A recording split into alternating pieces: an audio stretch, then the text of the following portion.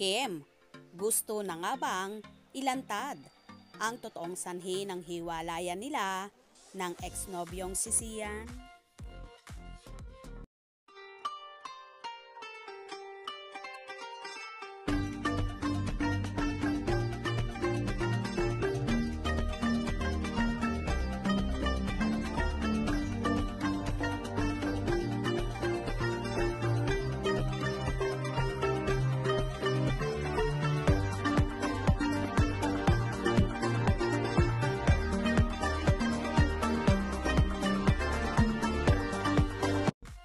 Sa afternoon show na It's Showtime, sa segment na Especially For You. Dito nga nagtataka ang mga co-host na sina Kim Chiu, Vong Navarro, Vice Ganda sa contestant kung bakit daw hindi umabot at bakit daw hindi natapos. Ayon naman kay Meme Vice Ganda, bakit ikaw Kim? Nagkwento ka ba? Charot! Kung saan tumawa na lang si Kimi. Gusto mo ba? Tanong ni Kim kay Meme Vice. Pag ready na siya. Sabat naman ng ilang co-host. At sabay sabi ni Vice, you protect yourself.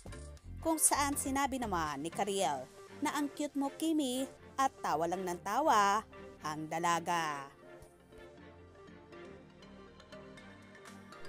Bigla namang nagbiro si Chinita Princess at pilit pinapaalis ang mga contestant sa upuan at sinasabing magkukwento lang daw siya. At sinabi naman ni Vice, hayaan mo sila kung saan, medyo hinatak pa ang dalaga. Sabay sabi, sa birthday episode ko yan, sige na. Sabay sundot pa ulit ni Vice at tawang-tawa naman si Chinita Princess. Tinanong naman ni Vong Navarro si Kim kung uupo daw siya. Sa upuan na yon, sino daw ang tatabi sa dalaga? Sabay sabi ni Kim, tsaka na natin pag-isipan.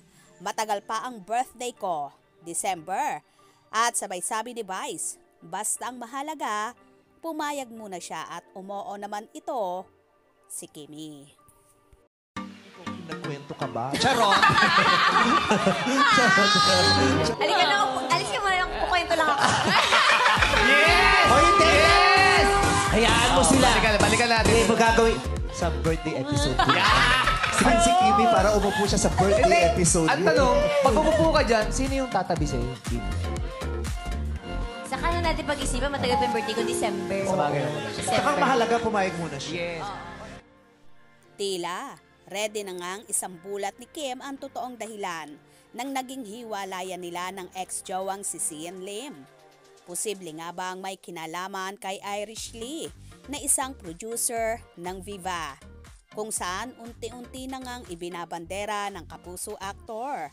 Ayon pa nga sa talent manager at vlogger na si OG Diaz, na taong 2022 pa raw, ata nagkakamabutihan sina Sian at Irish Lee. So it means, taong 2022 pa, nga ba niloloko ni Sian si Kim? Kaya nga ba ready na talagang magsalita ang actress na kung noon ay pinoprotektahan pa niya ang aktor.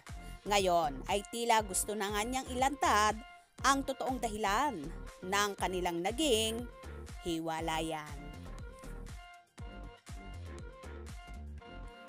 Tila, konting haplos na lang kay Chinita Princess at talagang bibigay na ito at posible ngang maupo sa segment ng Especially For You. Kaya naman tumutok at huwag na huwag bibitiw sa mga maiinit na kaganapan. Anong inyong magiging reaction sa bidyong ito? Comment below.